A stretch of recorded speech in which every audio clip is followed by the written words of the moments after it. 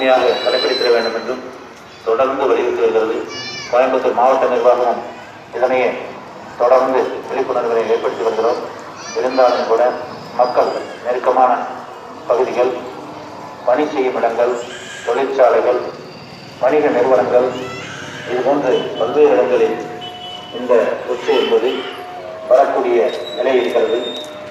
இதனை கருத்தில் கொண்டு கோயம்புத்தூர் மாநகராட்சி முழுமைக்கும் காய்ச்சல் முகாம்கள் கோவை மாநகராட்சி மூலமாக நடத்தப்பட்டு வருகிறது. இன்றைய தேதியில் 6 லட்சத்துக்கும் மேற்பட்ட மக்களை இந்த காய்ச்சல் முகாம் மூலமாக சோதித்திருக்கிறோம்.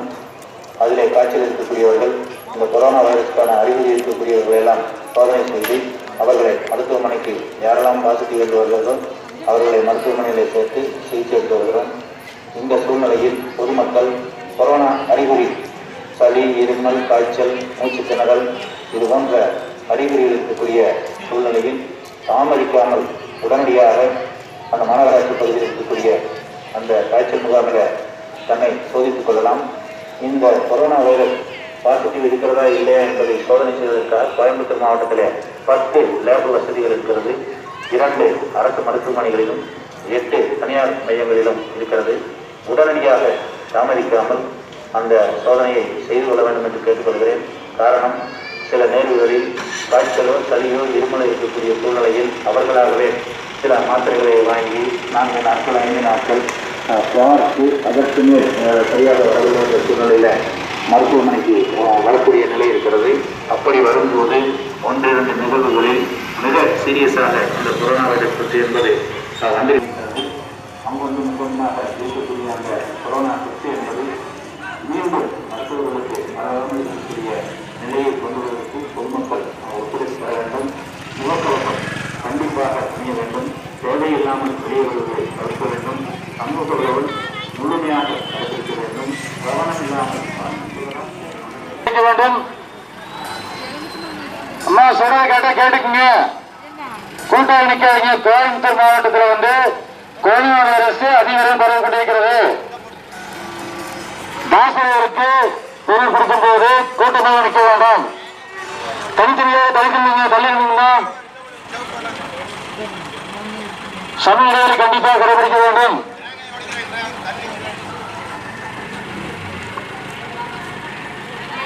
செருப்பாங்க கூட்டமாக நிற்காதீங்க.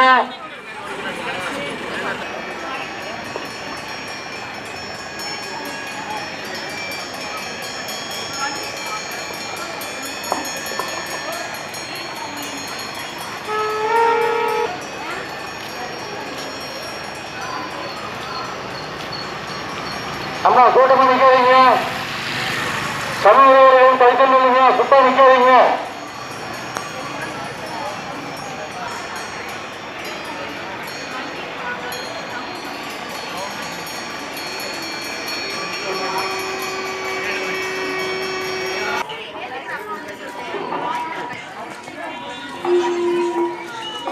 அண்ணா கூட்டமாக நிற்காதீங்கம்மா.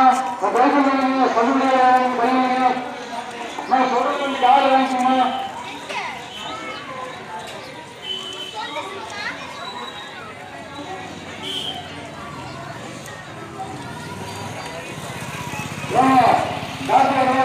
கேட்டுக்கணும்.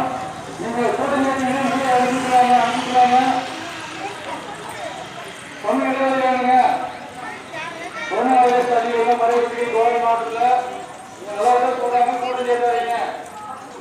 பார்த்தீங்கன்னா டாக்டர் கூட அனுப்பிடுறாங்க. போலீஸ்கார் கூட சேர்த்தாதீங்க. வெளியே அனுப்பிடுங்க. ஏன் கூட்டம் சேர்த்துருக்கீங்க? சொல்லிட்டே இருப்பாங்க. வேணா பாருங்க. கொண்டு வருவாங்க. கூட்டம் சேர்த்தாதீங்க.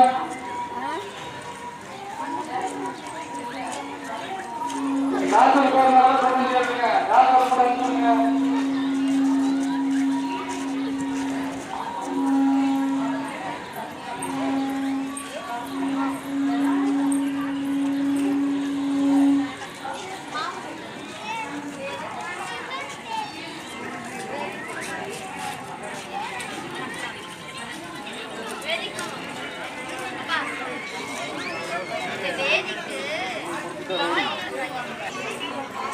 இங்க வாங்க சார். இந்த கூட்டம் கொடுங்க. இந்த கூட்டம் யாராவது கலெக்டர்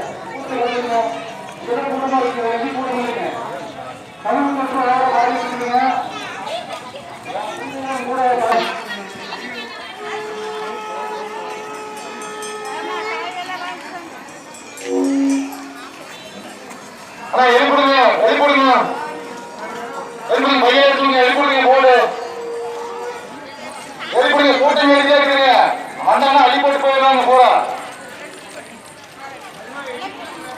மாநகராட்சி மூலியமா எச்சரிக்கப்படுகிறது. வந்தாங்கன்னா பூரா எடுத்து போயிடுவாங்க. பஞ்சாயத்து லாரியில கூட்டம் சேர்த்துருக்கிறீங்க.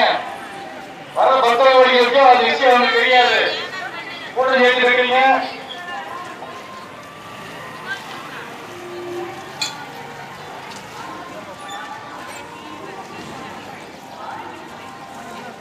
பத்திரவாதி உறவுகளுக்கு ஒரு அன்பான வேண்டுகோள்.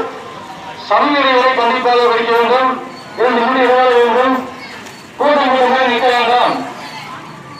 டாக்டருக்கு நீங்க செய்யறீங்க, கூட்டமா நிற்கிறீங்க. வைரஸ் உங்களை தொற்று உடனே பாதிக்கும். கூட்டம் கேட்காதீங்க.